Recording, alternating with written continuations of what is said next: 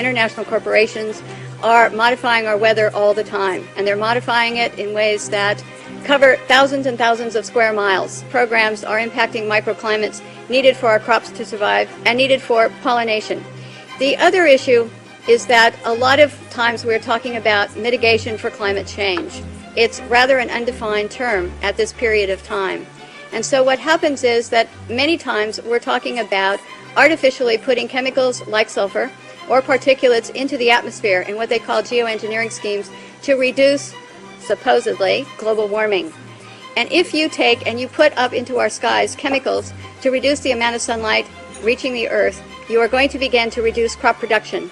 Without the process of photosynthesis, whereby plants from direct sunlight gain the energy to grow, to produce crops, we are going to find ourselves, if we mitigate in that direction, impacting the crop production not only here in the United States, but worldwide. What you're seeing now, a lot of times many scientists know, especially at NASA and in other areas, that the skies that we're seeing are not normal cloud formations.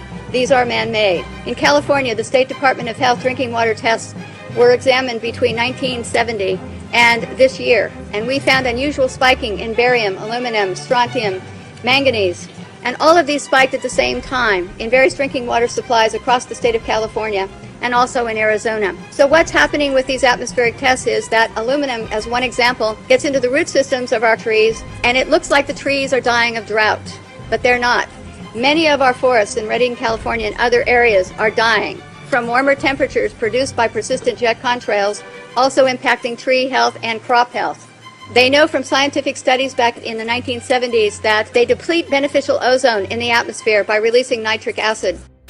The death dumps, otherwise known as chemical trails, are being dropped and sprayed throughout the United States, in England, Scotland, Ireland, Northern Europe, and I have personally seen them not only in the United States, but in Mexico and Canada. Birds are dying around the world. Fish are dying by the hundreds of thousands around the world. This is genocide. This is poison.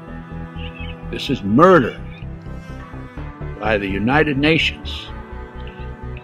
This element within our society that's doing this must be stopped. I personally have observed the planes in Lincoln, Nebraska at the Air National Guard. They have no markings on them. They're huge, bomber-like airplanes with no markings. This is a crime. Crime against humanity, crime against America, crime against the citizens of this great country.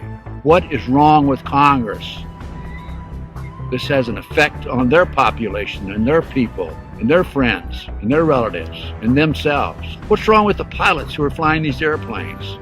They're dumping this crap, this poison, on their own families. Somebody in Congress has to step forward and stop it now. Thank you. I'm Ted Gunderson.